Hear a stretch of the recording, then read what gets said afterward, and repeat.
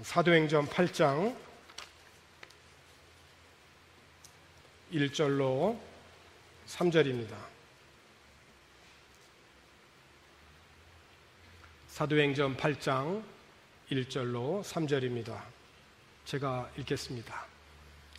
사울은 그가 죽임당함을 마땅히 여기더라. 그날에 예루살렘에 있는 교회에 큰 박해가 있어 사도 외에는 다 유대와 사마리아 모든 땅으로 흩어지니라. 경건한 사람들이 스데반을 장사하고 위하여 크게 울더라. 사울이 교회를 잔멸할세 각 집에 들어가 남녀를 끌어다가 옥에 넘기니라. 아멘. 여러분들은 교회라고 하면 어떤 생각이 드십니까? 일반적으로 이제 교회라고 하면 건물을 생각합니다. 그래서 우리들이 주일에 예배하러 갈 때 누군가 어디 가냐라고 이렇게 물어보면 우리는 교회 간다 이렇게 대답을 합니다. 맞습니다. 우리는 교회에서 예배합니다. 찬송하고 또 기도하고 하나님의 말씀을 배우고 듣습니다. 그리고 교제하고 또 선교하며 또 구제 사역을 합니다. 그렇습니다. 교회의 1차적인 의미는 건물일 것입니다. 그래서 하나님께 예배하는 집을 건축하고자 할 때 우리들은 정말 최선을 다합니다. 하나님의 임재를 상징하는 그런 그 건축물에 온갖 기도와 마음을 붓고 우리가 정성을 다하죠. 월세로 사는 분들이 전세를 원하고 또 전세를 살던 분들은 작더라도 내 집을 원하죠.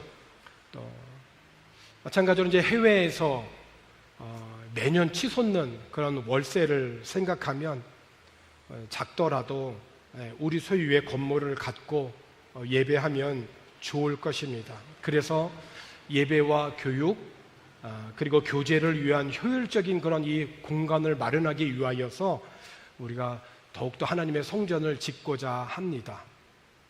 그러나 예배하고 말씀을 배우고 선교하고 구제하는 사역을 하는 이 공간으로서의 교회는 엄밀하게 말을 하면 교회보다는 교회당이라고 해야 맞을 것입니다. 여기에서 당은 집당자이죠.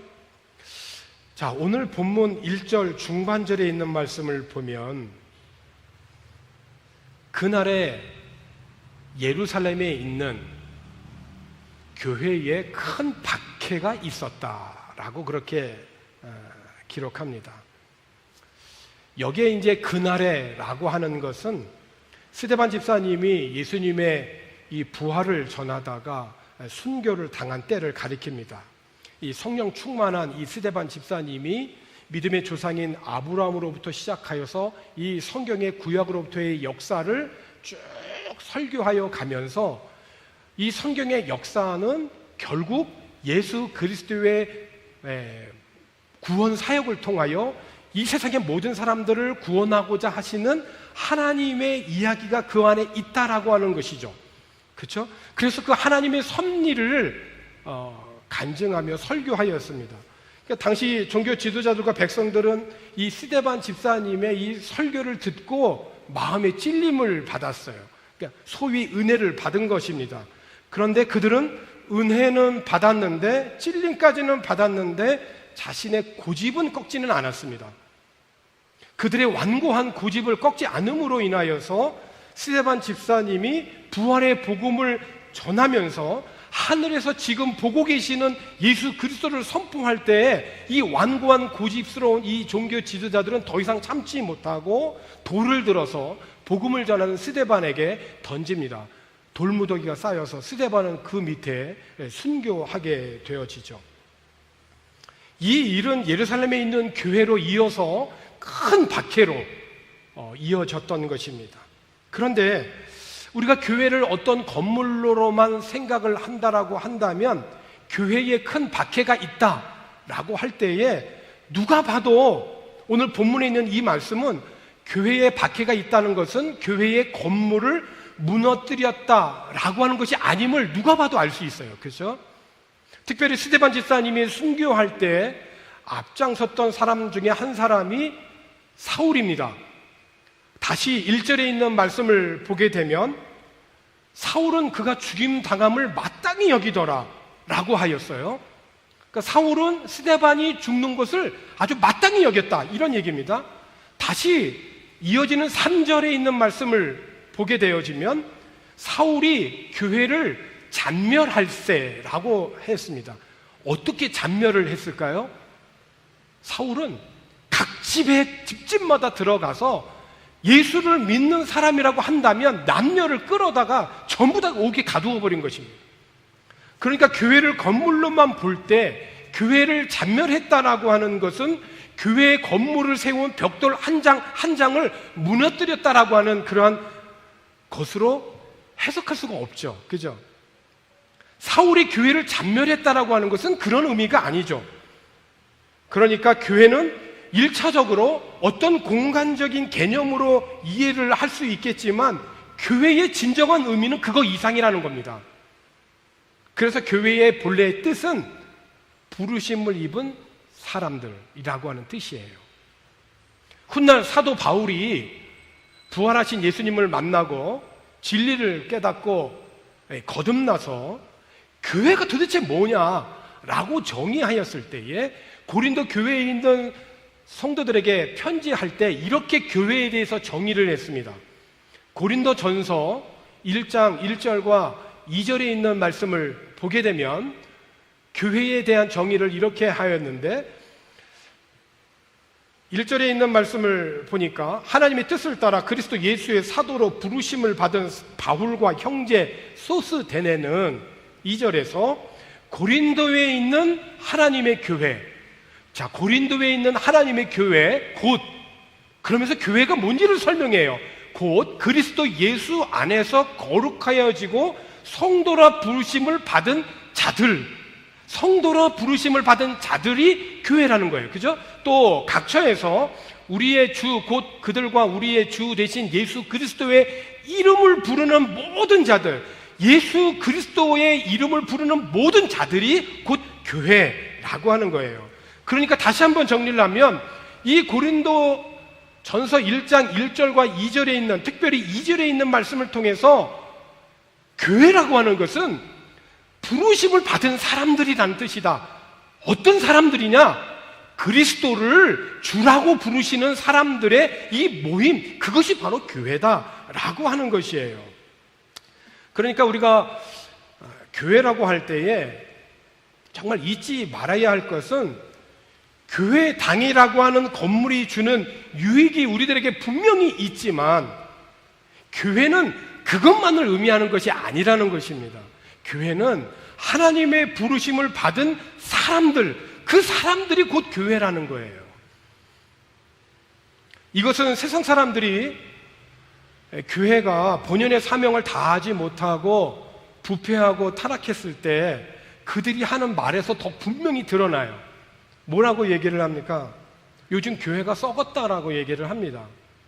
여기서 교회가 썩었다라고 할 때 교회를 세운 건물의 이 벽돌 한 장 한 장이 오래돼가지고 썩어서 곧 무너질 거라고 하는 의미가 아니죠. 그죠? 교회가 썩었다라고 하는 것은 하나님을 믿는 그리스도인들이 부패하고 타락했다라고 하는 의미입니다. 그러니까 그 세상 사람들도 교회에 대해서 이야기할 때는 정말 바르게 얘기를 한 거예요. 교회는 부르심을 받은 사람들이라는 것입니다. 그러니까 오늘 저와 여러분들은 세상에 나아갈 때 곧 교회인 것이에요. 세상 사람들은 성경을 읽지 않습니다. 관심도 없어요, 사실은. 우리들이나 성경을 읽고 하나님의 뜻을 찾고 그 뜻을 가운데서 기도하지, 세상 사람들은 성경을 읽지 않습니다. 대신 그들이 읽는 것이 있습니다. 뭡니까? 삶으로 드러난 우리들의 모습, 곧 우리들의 교회, 우리들을 보고 성경을 가늠하는 거예요. 그렇지 않습니까? 그래서 우리들의 삶이 곧 전도인 거죠. 벽돌이 오래돼서 곧 무너질 것이라는 의미가 아니라 하나님의 부르심을 받은 그리스도인들이 사명을 다하지 못하고 부패하고 타락했을 때 교회가 썩었다는 거잖아요. 요즘 코로나 팬데믹 중에 교회가 문을 닫는 곳이 생겨납니다. 이곳 필리핀에도 지난 1년 동안 교회가 문을 닫은 곳이 여러 곳 있습니다.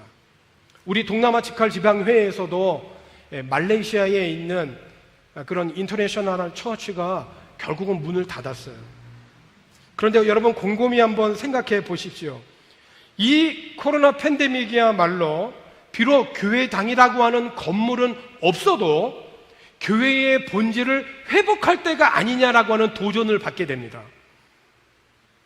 비록 예배와 교육 그리고 선교할 수 있는 공간으로서의 이 건물은 유지하기가 어려워서 문을 닫는다 할지라도 여전히 부르심을 받은 사람들은 있는 것이기 때문에, 그래서 우리가 포기할 수 없는 거죠. 교회 건물을 유지하기 어려워서 결국 문을 닫을 수밖에 없는 현실이지만 포기할 수 없는 것은 부르심을 받는 사람들이 있고 우리 주님은 두세 사람이 모인 그곳에 내가 함께 한다라고 약속하셨기 때문에 그렇습니다. 또 하나 명심할 것은 코로나 팬데믹 중에 교회 건물이 있다 하여도 결코 그것으로 인하여서 자만하거나 안일해서는 결코 안 될 것입니다. 사무엘상에 있는 말씀을 가서 보게 되면 수요일 날에도 말씀을 나눴지만은 이스라엘과 블레셋이 전쟁을 하게 되었어요. 1차 전쟁을 했을 때에 이스라엘이 블레셋 사람들 앞에서 패하여서 들판에서 죽은 사람들만 4,000명입니다. 적지 않은 숫자예요. 그래서 이스라엘의 원로들이 모였습니다. 의논을 합니다. 주제는 뭐냐면 여호와께서 어찌하여 오늘 우리들에게 블레셋 사람들 앞에서 패하게 하셨느냐, 이런 문제를 놓고 고민을 합니다. 그런데 대책만을 회의를 했지 그들이 전쟁의 실패 앞에서 겸허히 하나님 앞에 기도했다라고 하는 구절을 찾을 수가 없어요. 그들의 실패에 대해서 하나님께 물었다라고 하는 구절이 없습니다. 다만 그들이 대책 회의에서 내린 결론은 뭐냐면 여호와의 언약궤를 이 진영에 갖다 놓자. 그러면 그 여호와의 언약궤로 인하여서 우리들이 원수들의 손에서 전쟁에서 이길 것이다 라고 하는 그런 결론을 내고 실로에 있는 여호와의 언약궤를 그 전쟁터에 있는 진중에 갖다 놓게 됩니다. 언약궤가 이스라엘 진중으로 돌아왔을 때요, 이스라엘은 사기가 하늘을 찌를 듯 했습니다. 이제 이겼다는 거죠. 그 소리가 얼마나 컸는지 저쪽에 있는 블레셋 사람들의 있는 진영까지 들렸어요. 그래서 블레셋 사람들이 이게 무슨 소린가 알아보았더니 여호와의 언약궤가 이스라엘 진영에 지금 도착했다는 거예요. 그 이스라엘은 그때서부터 블레셋은 그때부터 두려워합니다. 우리가 이제 화로다는 거예요. 여기에 대해서 사무엘상 4장 7절과 8절에 있는 말씀에서 이렇게 기록을 하고 있습니다. 블레셋 사람이 두려워하여 이르되, 왜 두렵습니까? 신이 진영에 이르렀다 하고 또 이르되 우리에게 화로다. 전날에는 이런 일이 없었도다. 우리는 이제 두렵다는 거예요. 이제 우리는 망하게 됐다는 거예요. 이제 우리는 화를 당했다는 거예요. 8절에 이렇습니다. 8절에 보면 우리에게 화로다. 누가 우리를 이 능한 신들의 손에서 건지리요. 그들은 광야에서 여러 가지 재앙으로 애굽을 친 신들이다 라고 그렇게 이야기하죠. 전쟁의 결과는 어떻게 됐을까요? 당연히 이스라엘이 이길 줄 알았습니다. 그런데 이번 전쟁에서도 이스라엘은 3만 명의 젊은이들이 죽임을 당하였습니다. 이전에 1차에 4,000명이 죽은 것보다 거의 8배, 9배. 더구나 언약궤마저 빼앗겼습니다. 물론 하나님의 언약궤는 이방의 신전으로 옮겨진 이후에 그 여호와의 언약궤 앞에 이방의 신전들을 있는 우상들은 다 무너뜨려지고 훗날 여호와의 언약궤를 사모하는 사람에 의해서 그 언약궤는 예루살렘 성전으로 옮겨지게 됩니다. 어쨌든 이스라엘은 블레셋과의 전장에서 이 언약궤를 갖고 오면 그들이 전쟁에서 이길 것이라고 하는 그런 생각을 갖고 언약궤를 갖고 왔음에도 불구하고 왜 전쟁에서 비참하게 졌냐는 거예요. 이들은 모양만 여호와의 언약궤를 내세우고 형식적으로만 하나님을 믿었던 것입니다. 그들이 진정으로 하나님을 신뢰하지 않았다는 것을 어떻게 알 수 있느냐? 그들에게 어려움이 왔을 때, 그들에게 무언가 문제가 닥쳤을 때 하나님 앞에 간구했다라고 하는 것을 찾을 수가 없어요. 하나님은 우리들의 행복을 위해서 여러 가지 말씀을 주시고 은혜를 주시는 분이시거든요.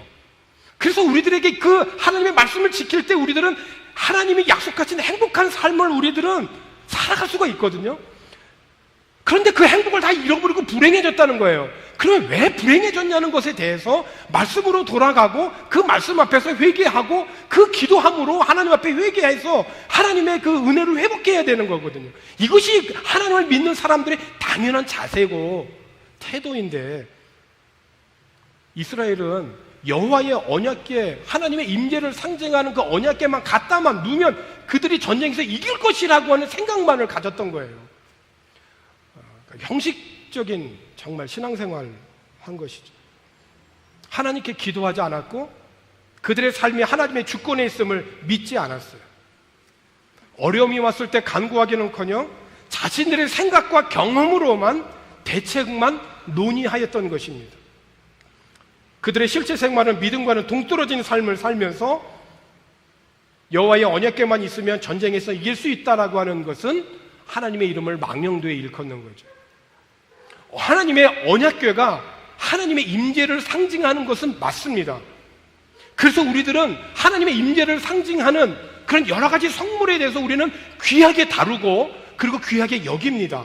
그러나 나의 삶이 믿음과는 동떨어진 그런 삶을 살면서 상징적인 것만 갖고 있는 것으로 믿음 생활을 할 때 여호와의 언약궤는 더 이상 거룩한 하나님의 임재를 상징하는 것이 아니라 그것은 쓸모없는 나무 괴짝에 불과하다라고 하는 것이에요. 사랑하는 성도 여러분, 우리는 이 복된 이 교회당을 통하여서 하나님의 은혜를 힘입습니다. 그러나 이 교회당이 우리들의 우상이 되면 안 됩니다. 코로나 팬데믹의 상황에서 이렇게 예배할 공간을 주신 그 하나님의 은혜에 우리들은 하루도 감사하지 않을 수가 없어요. 무한 감사입니다. 하지만 이것으로 우리들의 실제적인 생활인 영적 전쟁에서는 승리할 수 없다는 것입니다. 교회가 건강해야 교회 당이 바르게 세워질 수 있습니다. 하나님으로부터 부르심을 받은 오늘 저와 여러분이 교회인 것입니다. 교회는 하나님의 집인 것이죠. 고린도전서 6장 19절과 20절에 있는 말씀을 보면 너희 몸은 너희가 하나님께로부터 받은 바 너희 가운데 계신 성령의 전인 줄 알지 못하느냐.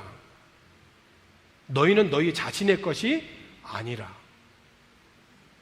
값으로 산 것이 되었으니 그런즉 너희 몸으로 하나님께 영광을 돌리라. 기억하십니까? 너희 몸은 성령의 전이라는 것입니다. 그러니 너희 몸으로 하나님께 영광을 돌리라고 권면합니다. 너희를 값으로 샀다라고 하였습니다. 주님의 피값으로 샀다는 것이죠. 주님의 고난과 죽음과 부활로 우리를 구원하셨다라고 하는 그런 의미입니다.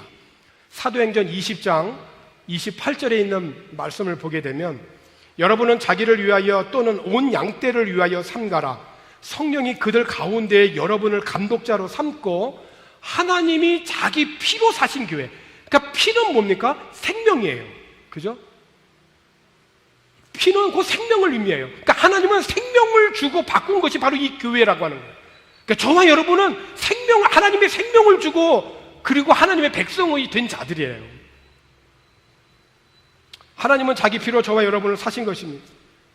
이것은 우리의 힘으로는 도저히 갚을 수 없는 것이지만 우리가 하나님의 전임을 알고 우리의 몸을 통하여서 하나님께 영광을 돌리라는 것입니다. 끝으로 이렇게 하나님께서 자기 피로 사신 그런 교회, 생명을 바꾸어서 세워진 이 교회에 큰 박해가 일어났다고 하잖아요. 얼마나 박해가 심했으면 사도 외에는 모든 그리스도인들이 예루살렘에서 전부 다 흩어졌어요. 유대와 사마리아 모든 땅으로 흩어지게 됐죠. 그러니까 이 큰 박해만을 보자면 너무나 큰 아픔이죠. 경건한 사람들이 스데반의 이 죽음을 장사하고 위하여서 크게 울었거든요. 이들의 울음은 부활의 소망이 없어서가 아닙니다. 죽으면 다시 부활하여서 이 스데반을 하늘 아래서 만나게 되겠지만 육신의 그 정을 갖고 있는 사람들의 당연한 눈물이죠. 그런데 이 눈물에 더하여서 사울이라는 자가 교회를 아예 뿌리째 뽑기 위하여서 잔멸하였는데 각각의 집에 들어가서 남녀를 끌어다가 잡는 대로 옥에 다 가두어 버린 것입니다. 이렇게 교회 안에 큰 박해가 일어나서 견디기 힘든 아픔과 고통이 일어났지만, 그래서 이 교회 안에 큰 박해만을 딱 떼어놓고 보면 너무나 큰 아픔이지만 여기에는 하나님의 큰 섭리가 있다는 것이죠.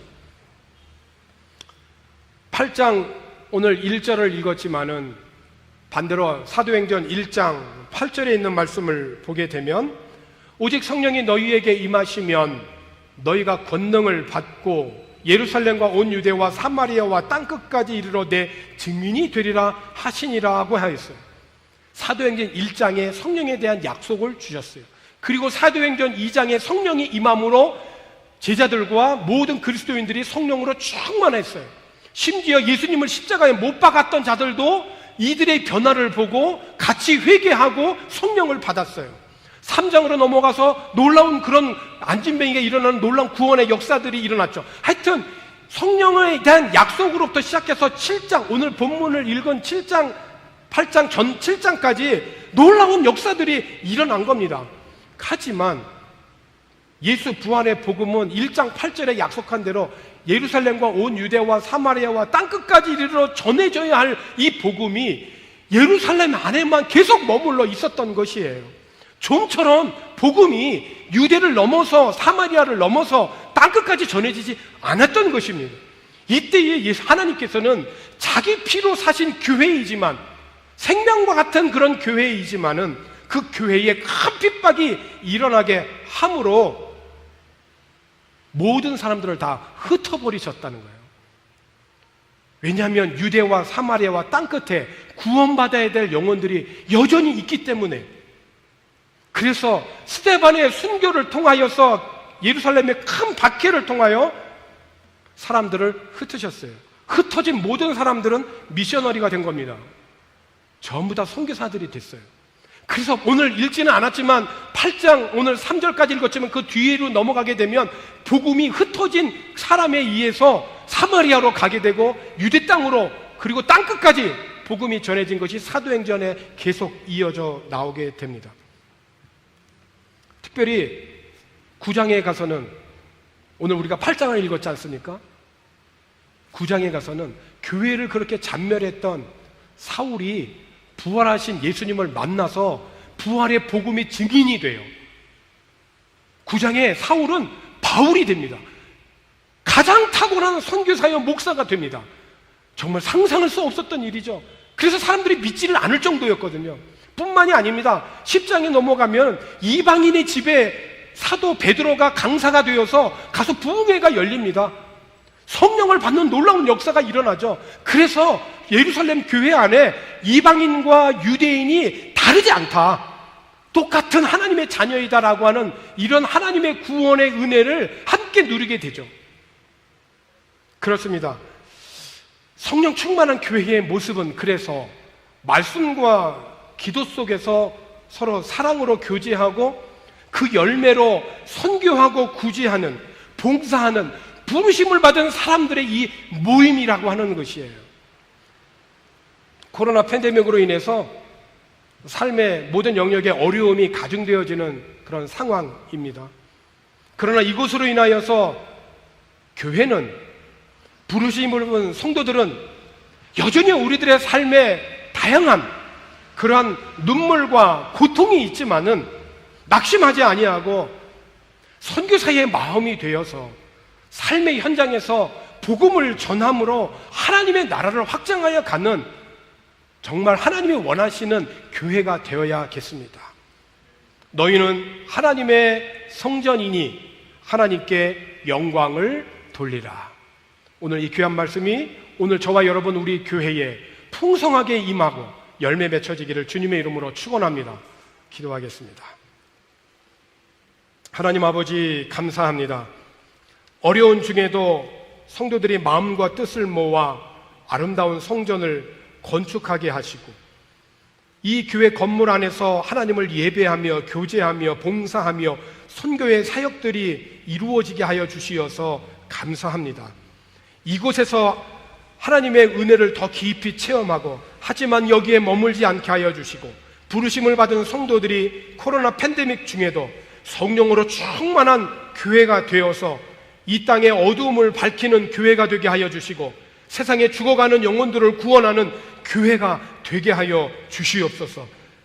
우리는 주님의 전이오니 우리의 몸을 통하여 하나님께 영광을 돌리는 주님이 기뻐하시는 귀히 사용하시는 교회가 다 되도록 인도하여 주시옵소서. 감사를 드리고 예수님의 이름으로 기도하옵나이다. 아멘.